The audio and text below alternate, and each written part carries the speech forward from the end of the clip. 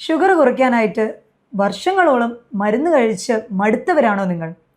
എന്നാൽ ഇനി മരുന്നില്ലാതെ ഒരു 15 ദിവസം മാത്രം രാത്രിത്തെ ഭക്ഷണം ഇങ്ങനെ ഒന്ന് ക്രമീകരിച്ച് നോക്കിക്കേ.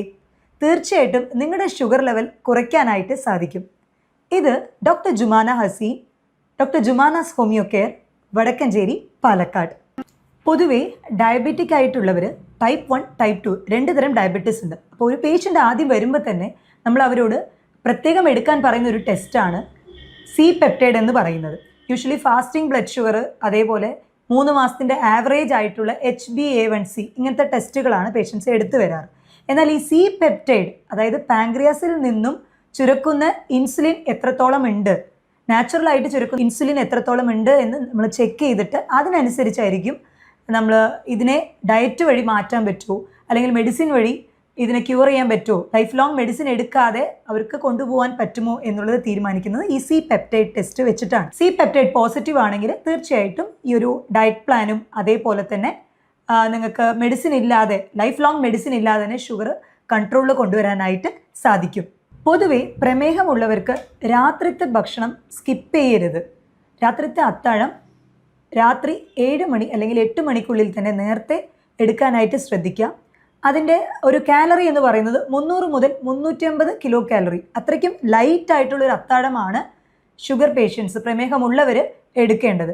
അതിൽ തന്നെ കാർബ്സ്, അന്നജം കുറച്ചുകൊണ്ട് കൂടുതലായിട്ടും പ്രോട്ടീനും അതേപോലെ ഞാരടങ്ങിയ ഭക്ഷണങ്ങൾ, ഫൈബർ കണ്ടൻറ്റ് കൂടുതലായിട്ടും എന്നാൽ അന്നജം വളരെ കുറവായിട്ടുമുള്ള അത്രയ്ക്കും കിലോ കാലറീസിലാണ് 300 മുതൽ 350 കിലോ കാലറിയിൽ ഒതുങ്ങുന്ന ഭക്ഷണമാണ് രാത്രി സ്ഥിരമായിട്ട് കഴിക്കേണ്ടത്.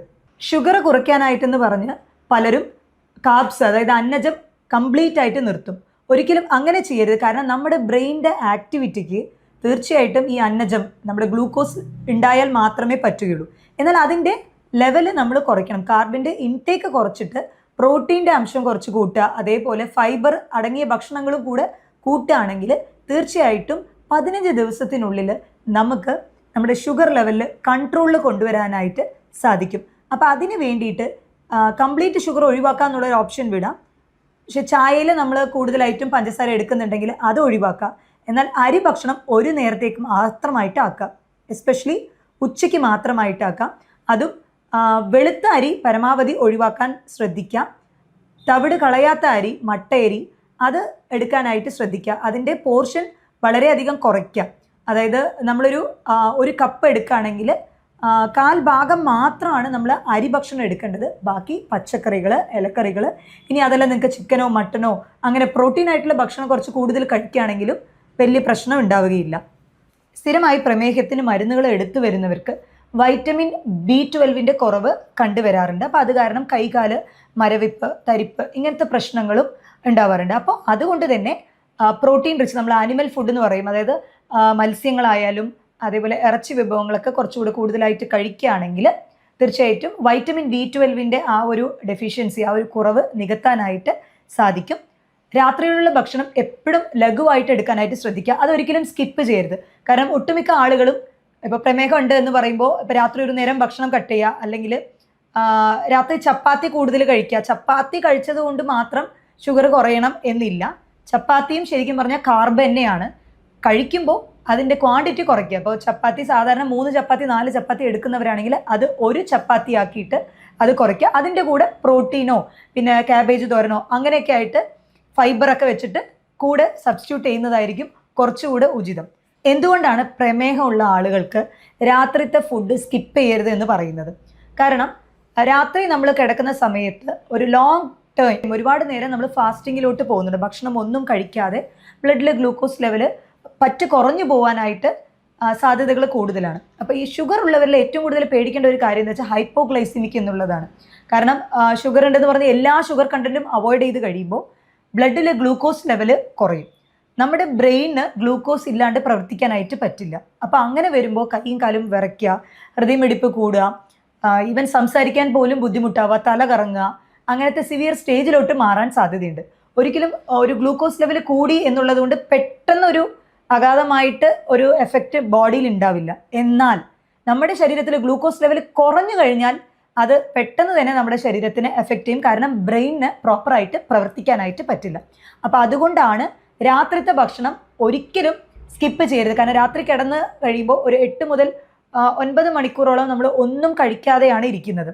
ബ്ലഡിൽ ഗ്ലൂക്കോസ് ലെവൽ കുറയും. അപ്പോൾ മാക്സിമം രാത്രിത്തെ ഭക്ഷണം കഴിക്കണം. എന്നാൽ അത് വളരെ ലഘുവായിട്ട്. രാവിലത്തെ ഭക്ഷണമാണ് നമ്മൾ കുറച്ചുകൂടെ ഹെവി ആയിട്ട് കഴിക്കേണ്ടത്. അതായത് നോൺ വെജ് അങ്ങനെ അതേപോലെ കൂടുതൽ പ്രോട്ടീനും ഫാറ്റും കണ്ടന്റുള്ള ഭക്ഷണങ്ങളൊക്കെ കഴിക്കേണ്ടത് രാവിലെയാണ്. രാത്രി അതിൻ്റെ പോർഷൻ കുറയ്ക്കുക. ഞാൻ പറഞ്ഞ പോലെ 300 മുതൽ 350 കിലോ കാലറി ഉള്ള ഭക്ഷണങ്ങൾ രാത്രി എടുക്കുകയാണെന്നുണ്ടെങ്കിൽ തീർച്ചയായിട്ടും നല്ല റിസൾട്ട് ഉണ്ടാവും. രാവിലെ എണീക്കുമ്പോൾ ഫാസ്റ്റിംഗ് ബ്ലഡ് ഷുഗർ ആണ് പകുതി ആളുകളും നമ്മളിപ്പോൾ ബ്ലഡ് ടെസ്റ്റ് ആയിട്ട് കൊണ്ടുവരുന്നത് ഫാസ്റ്റിംഗ് ബ്ലഡ് ഷുഗർ ആയിരിക്കും. അപ്പോൾ ഫാസ്റ്റിംഗ് ബ്ലഡ് ഷുഗർ എപ്പോഴും ഡിപ്പെൻഡ് ചെയ്യുന്നത് എന്താണെന്ന് വെച്ചാൽ നമ്മൾ രാത്രി കഴിക്കുന്ന ഭക്ഷണത്തിനെ ആശ്രയിച്ചായിരിക്കും. ഇപ്പോൾ രാത്രി നമ്മളൊരു ഹെവി മീൽസ് ആണ് കഴിക്കുന്നത്, ഒരു ബിരിയാണിയോ അല്ലെങ്കിൽ ചിക്കനോ മട്ടനോ അങ്ങനെ ഹെവി മീൽസ് എടുക്കുന്നുണ്ട് എന്നുണ്ടെങ്കിൽ തീർച്ചയായിട്ടും അടുത്ത ദിവസം രാവിലെ നമ്മൾ വെറും വയറ്റിൽ ചെക്ക് ചെയ്യുന്ന ബ്ലഡ് ഷുഗറിൽ സ്പൈക്ക് കാണിക്കും. അപ്പോൾ അത് മാത്രം വെച്ചിട്ട് നമുക്ക് ബ്ലഡ് ഗ്ലൂക്കോസ് ലെവൽ അളക്കാനായിട്ട് പറ്റില്ല. അപ്പോൾ അതുകൊണ്ട് തന്നെ എൻ്റെ അടുത്ത് വരുന്ന പേഷ്യൻസിൻ്റെ അടുത്ത് ഞാൻ സ്ഥിരമായിട്ട് പറയാറുള്ള ഒരു കാര്യമാണ് 3 മാസത്തിൻ്റെ ആവറേജ് ആയിട്ടുള്ള ബ്ലഡ് ടെസ്റ്റ്, അതായത് ഗ്ലൈക്കേറ്റഡ് ഹീമോഗ്ലോബിൻ എന്ന് പറയുന്നത് HbA1c, അതും കൂടെ ഒന്ന് എടുക്കൂ. അത് നോക്കിക്കഴിഞ്ഞാൽ നമുക്ക് കറക്റ്റ് മനസ്സിലാവും. അത് 6ന് താഴെയാണ് എന്നുണ്ടെങ്കിൽ നമുക്ക് ഒരു ഗുഡ് കൺട്രോളാണ്, ഡയബറ്റിക് അല്ല. ഇനി 6നും 7നും ഇടയ്ക്കാണെന്നുണ്ടെങ്കിൽ ഒരു കുറച്ച് കൺട്രോൾ ഉണ്ട്, എന്നാലും കുറച്ചുകൂടെ ശ്രദ്ധിക്കാനുണ്ട് എന്നുള്ളതാണ്. ഇനി 7ന് അപ്പുറം വരുന്ന കേസസ് ഒക്കെ ഉണ്ട്, അതൊക്കെ ഔട്ട് ഓഫ് കൺട്രോൾ ആണ്. അപ്പോൾ അവർക്ക് വിത്ത് മെഡിസിൻസ് ഡയറ്റും കൂടെ ശ്രദ്ധിക്കേണ്ടി വരും. പ്രീ ഡയബറ്റിക് ബോർഡർ ലൈൻ ആണ് എന്നുണ്ടെങ്കിൽ തീർച്ചയായിട്ടും നിങ്ങൾക്ക് മെഡിസിൻസ് ഒന്നും എടുക്കേണ്ട ആവശ്യമില്ല കേട്ടോ. ഈ ഡയറ്റ് പ്ലാൻ തന്നെ ശ്രദ്ധിച്ചാൽ മതിയാവും.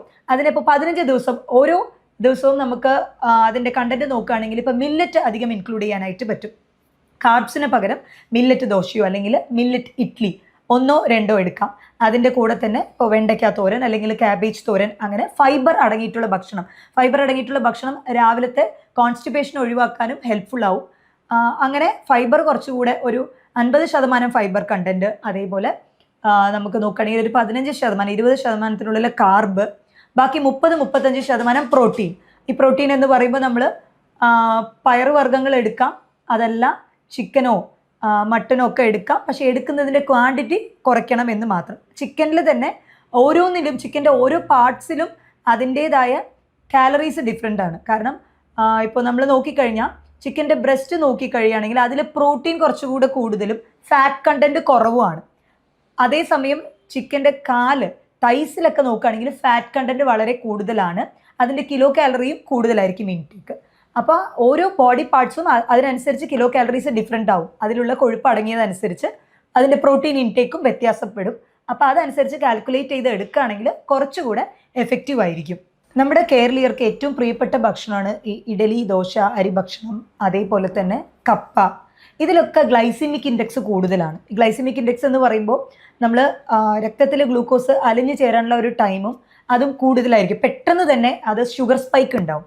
അപ്പോൾ അങ്ങനത്തെ ഭക്ഷണങ്ങൾ രാത്രി പരമാവധി കഴിക്കുന്നത് ഒഴിവാക്കുക. അതുപോലെ വെജിറ്റബിൾസ് എടുക്കാമെന്ന് ഞാൻ പറഞ്ഞു. അപ്പോൾ ഈ വെജിറ്റബിൾസിലെ പൊട്ടേറ്റോ, ഉരുളക്കിഴങ്ങ് ഒരിക്കലും കണക്കിൽ വരില്ല. കാരണം ഉരുളക്കിഴങ്ങ് ഹൈലി റിച്ച് ഇൻ കാർബ്സ്, അതിന് ഗ്ലൈസിമിക് ഇൻഡെക്സും കൂടുതലാണ്. കാർബിൻ്റെ അന്നജം അതിൽ വളരെയധികം കൂടുതലാണ്. അപ്പോൾ അത് രാത്രി പരമാവധി ഒഴിവാക്കാനായിട്ട് ശ്രദ്ധിക്കുക. പിന്നെ ചിലർ വിചാരിക്കും ഡോക്ടറെ ഈ ഒരു 15 ദിവസത്തെ ഷെഡ്യൂൾ എന്ന് പറയുന്നത് നമ്മൾ 300 മുതൽ 350 കിലോ കാലറി പറഞ്ഞുവല്ലോ, അതായത് നമ്മൾ ഫാറ്റ് കണ്ടന്റ് കുറച്ചും അതേപോലെ ഫൈബറൊക്കെ കൂട്ടിയിട്ട് കാർബ് അന്നജം കുറച്ചിട്ട്, അപ്പോൾ ഇത് നമ്മൾ കഴിക്കുന്ന ചോറോ അതേപോലെ തന്നെ കപ്പ ഈ ഭക്ഷണത്തിൻ്റെ കൂടെയാണോ കഴിക്കേണ്ടത് അതോ ഇതിന് പകരമാണോ എന്ന് പറഞ്ഞു. ഒരിക്കലും അതിൻ്റെ കൂടെയല്ല, ഇതിന് പകരമായിട്ടാണ് നമ്മൾ കഴിക്കേണ്ടത്. ഇപ്പോൾ ഷുഗർ കുറയ്ക്കണമെന്ന് ആഗ്രഹിക്കുന്നവർ ഈ അന്നജം അല്ലെങ്കിൽ നമ്മൾ ഈ അരി ഭക്ഷണം ഒരു നേരത്തേക്ക് മാത്രമായിട്ട് ഒതുക്കുക. പുട്ട് അങ്ങനത്തെ ആയിട്ട് ഇപ്പോൾ രാവിലെ എടുക്കുന്നുണ്ട് എന്നുണ്ടെങ്കിൽ ഉച്ചയ്ക്ക് അത് എടുക്കരുത്. അപ്പോൾ 1 ടൈം മാത്രം, ഒരു നേരത്തേക്ക് മാത്രം കാർബ്സ് ആയിട്ട് ഒതുക്കുക. അങ്ങനെ ആവുകയാണെങ്കിൽ തീർച്ചയായിട്ടും ഷുഗർ കൺട്രോൾ കൊണ്ടുവരാനായിട്ട് പറ്റും. ലൈഫ് ലോങ് ഈ മെഡിസിൻ എടുത്ത് നിങ്ങൾ അതിൻ്റെ സൈഡ് എഫക്റ്റ് കൊണ്ട് ബുദ്ധിമുട്ടേണ്ട ആവശ്യമില്ല. ഇനി ഇതുപോലെ ഡയറ്റ് പ്ലാൻ കണ്ടിന്യൂ ചെയ്യുമ്പോൾ നിങ്ങൾ ശ്രദ്ധിക്കേണ്ടത് നിങ്ങളുടെ ഷുഗർ ലെവൽ അളക്കുക എന്നുള്ളതാണ്. നമ്മൾ ഹൈപ്പോഗ്ലൈസിമിക് എന്നുള്ള കണ്ടീഷൻ പറഞ്ഞല്ലോ, ഷുഗർ ലെവൽ പെട്ടെന്ന് കുറഞ്ഞു പോകാൻ സാധ്യതയുണ്ട്. അതുകൊണ്ട് തന്നെ നിങ്ങൾ ഫാസ്റ്റിംഗ് ബ്ലഡ് ഷുഗർ ഇടയ്ക്കിടയ്ക്ക് ചെക്ക് ചെയ്യണം. അതേപോലെ തന്നെ ആഹാരത്തിന് ശേഷമുള്ള ഷുഗർ ലെവൽ ആഴ്ചയിൽ 2-3 തവണ അതും ചെക്ക് ചെയ്യുന്നത് നല്ലതായിരിക്കും. കാരണം ഷുഗർ ലെവൽ ഒരിക്കലും താഴെ പോകാൻ പാടില്ല. ഇൻ കേസ് നിങ്ങൾക്ക് അങ്ങനത്തെ ലക്ഷണങ്ങളുണ്ട്, തലകറക്കം, ഭയങ്കര ക്ഷീണം അനുഭവപ്പെടുക, സംസാരിക്കാൻ തന്നെ നാവ് കുഴയുക, ഇങ്ങനത്തെ ബുദ്ധിമുട്ടുകൾ ഉണ്ട് എന്നുണ്ടെങ്കിൽ പെട്ടെന്ന് തന്നെ ഒരു വീറ്റ് ബിസ്ക്കറ്റോ അങ്ങനെ ജ്യൂസോ അങ്ങനെ ചെറിയ ലെവലിൽ ഷുഗർ സ്പൈക്കിന് വേണ്ടി കുടിച്ചു കഴിഞ്ഞാൽ അതിനെ പെട്ടെന്ന് റിവേഴ്സ് ചെയ്യാനായിട്ട് പറ്റും. ഈ ഹൈപ്പോഗ്ലൈസിമിക്ക് അപ്പോഴത്തേക്ക് മാറ്റാനായിട്ട് പറ്റും. മറ്റൊരു ഹെൽത്ത് ടോപ്പിക്കുമായിട്ട് വീണ്ടും കാണാം. ഇത് doctor Jumana Haseen, doctor Jumana's homeo care, Palakkad Vadakkanchery.